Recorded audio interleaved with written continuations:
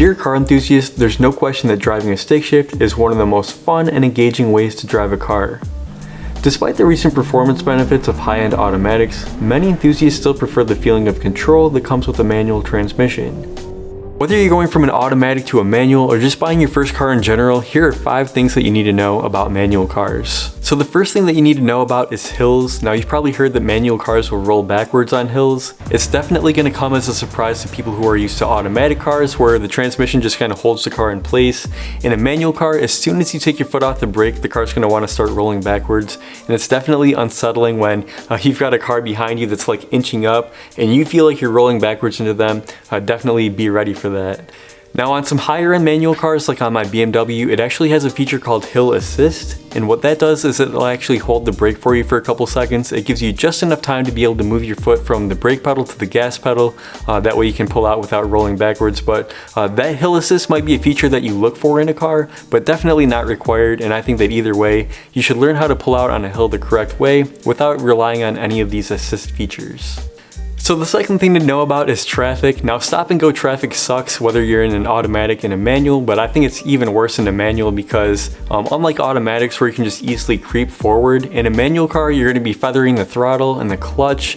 Sometimes depending on how traffic is moving, you might even be shifting between first and second gear. To me that's where it's the most annoying because it's like, okay, are we going or are we not? What gear should I be in? Is second okay or am I going to have to downshift into first again? It just gets a little bit frustrating after a while, so definitely something to think about. If you live in a really congested city like New York or LA, you might not want a manual car just for that reason. You know, you get home and your calf on your clutch leg is like twice the size of your other leg, so definitely something to consider before you commit to buying a manual car. So the third thing to know about is parking, and it's one of the biggest differences between an automatic and a manual is what to do after you've parked the car. Now in an automatic car you actually have a park gear that you can just shift into and it kind of locks the car in place, but you don't have that in a manual, so you're going to have to rely on the handbrake. You've probably seen it before, you might not know what it does, but yeah, you're going to use the handbrake whenever you park the car, that way it doesn't accidentally roll away. Now a little bit of an embarrassing story about this when I was first learning is I pulled up at a gas pump, went inside to pump my gas, and this guy comes in, "Oh dude, your car just ran into mine." And so yeah, I forgot to put the handbrake on, and my car just kind of slowly slid back and hit his bumper. Now luckily there was no damage and the guy was really understanding about it, but it's definitely going to be a new habit that you're going to have to form, especially if you've been driving automatic for a little while. So the fourth thing to know about is stalling. You don't even have to worry about this in automatic cars, but in manual cars, if you don't give the car enough gas to overcome whatever gear it's in, the engine will just simply cut off, and it's really embarrassing, it's frustrating, and if you're in traffic, you know, the sad thing about this is that people in automatics don't really have any sympathy for us, and they'll just lay on their horn and let you know that you're being an inconvenience. So I recommend when you buy your first manual car, go out late at night and practice when there's not many other cars on the road, and just get used to driving without stalling.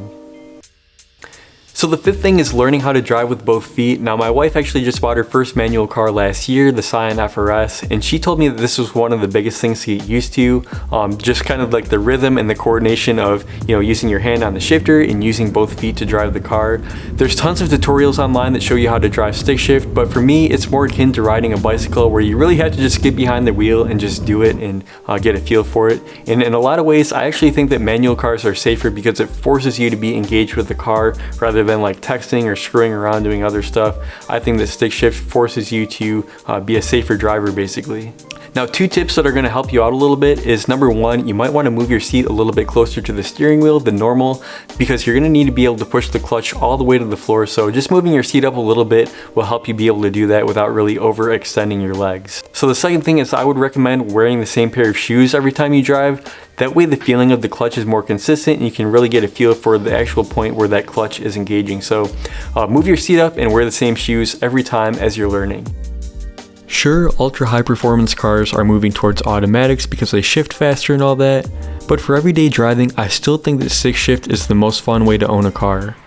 It's rewarding and you really feel like you're connected with the driving experience. Leave a comment if there's anything that you think a first time manual car buyer should know.